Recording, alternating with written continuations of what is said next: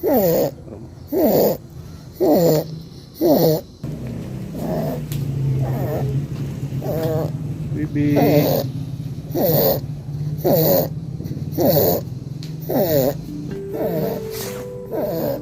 Yung papa na rin.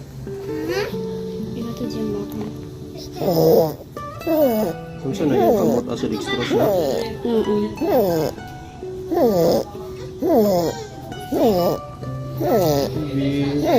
Pila edad niya? 5 years old na. Pag anak ko ako, daan na siya kay nag-sujud ko siya. Kaya nakapta na siyang tubig sa national man ko. Dapat mga anak sir.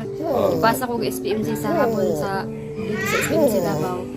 Tapos mo to, pag anak na ko sa SPMC sir, kay gitabang na siya, gipump na diretso. Tapos na-admit siya dito 1 month yun sa ICU. 1 month sa ICU. Pag anak. O pagawas na siya sir, pagawas dito niya. sa ICU na diretso. Kunya, pag uli na ninyo, iuli ninyo ang bata, ang sige ko sa doktor. Kuan niya sir, ano na siya, cerebral palsy o epilepsy. Nga tapos, hindi siya normal. Kay, wala naman siya nidako ko sir. Wala siya ni Dako. 5 years old na, no? Oo. Nga Kaya tapos ang nagyan mo siya. tambal sir, gipaagi dire sir o sa likod. Ha? Kani yung kuan. Gusto mo na diya? Dire gipaagi ang uban, nga tambal sir, sa iyang epilepsy god. Oo, dihayagi. So, pilay timbang niya karon niya, 5 years old siya. 7 kilos sir. 7 kilos. Pero ikaw nung naman ata niyang admit ni ron sir. Kay kaupat na mata man ibalik sa national tapos last sa SPMC tapos muto na maintenance siya kuan pinobarbital tapos ikaw nung karon sa Gonzales. Atong dati niyang kuan tong mga result diagnosis sa una kay convulsion man gud sir wala pa man siya maintenance sa ato gud. Tong ikalimang admit na mo to na maintenance sa namin kuan pinobarbital niya. So, karon lang na siya ning anak nga naglisod siya kaya. Ikaw tong salas na mong admit sa national sir kay kuan. Iya ani po siya pero gi-vacuum lang gud yung plema sa iya sir. Kung pagkitabang siya pa diri na gi-host na gid siya nga. Kuan gi gawas ang plema. Dili ko na siya kay istorya. Dili sir, dili po siya kalakaw. So, pala. Dili siya ka litok na kuan si mama lang. Ano sa siya na-admit sa Gonzales? Itong last, karong pag-ulang. Tong Lunes sir. Lunes. Gawas nga tong Biyernes. Lunes. Kunya, nagawas siya sa adlaw. Biyernes sir sa hapon. Biyernes sa hapon. So, gipagawas siya sa ospital. Unsay advice niya, ingana mo gihapon. Unsay gingon sa doktor.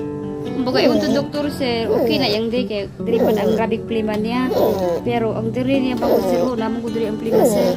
Nagyapon tema diya. Mula malisod siya ginawa. So, unsay nga mga reseta ang gikuan sa doktor na agiristaan mo? Wala pa sir, kay power ko tambal sa iya, nga gipainom sa iya ha. Mayor, ngayon kong tabang para sa ko anak. I-fertilizer lang maintenance o kuan. Ang atas niya.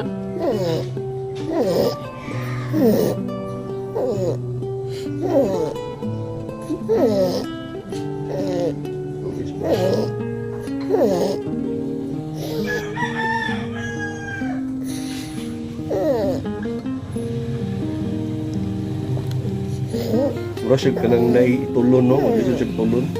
Di man gud madalas sa tambal gud sir, kay pilit ko manggod. Bakit mo pilit ang tambal? Ay, kumbaga ang plema ni sir pa. So, masukan niya ang tambal. Wala po siya gud masuka gud sir. Bisin mo siya na magipainom sa iyang herbal, wala man siya nasuka. Patulon niya. Oo. Ya, kuan, kanang... Kasi yung ginakaon. Gatas sir sir bebra. Tapos sa gulan na ko glanot na tiktik. Uminom siya tubig. Oo. Hindi ba siya kabalong sir no? Ritso lang siya tulon. Dito na tulon.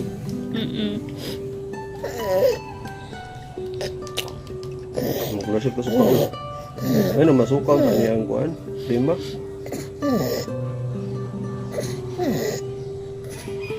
Kanang wala siya sakit, mag-unsa lang man siya. Katong wala siya sakit. Dili yun ani yung ginhawa. Mukatawa siya. Agwao na na. Oo sir, mga katawa. Tawagon niya ang pangalan. Mga katawa siya. Tapos kung gutomon siya, mahilat siya.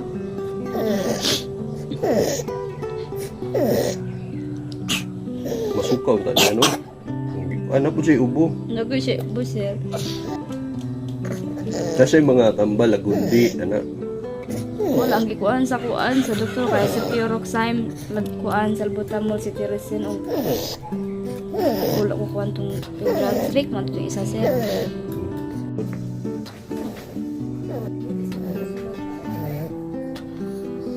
Dong.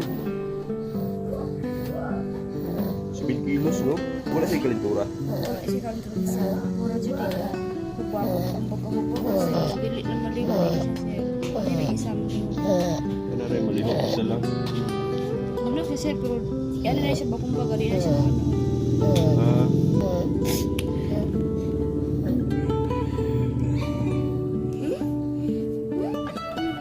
Ah, pero ko ano? Ayun siya, ano? Kuha lang siya. Nikalma siya, nikalma. Sige, tulugod. Ang tungo. Ay, paya lang gamay.